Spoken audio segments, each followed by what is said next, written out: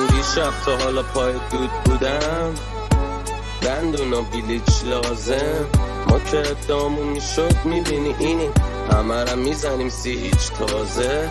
عجیب غریبه نه شدیم یه جماعت بد بخیل ایلگر. بینن بابا فراری عزیزا میرن و ما چش دیدن همو نداریم. کمدت پره ولی میخواد تیرن منو دراری.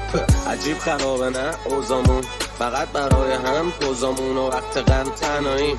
فقط هم میدونیم موقع تخت نرد همراهیم، پشت هم دشمنیم.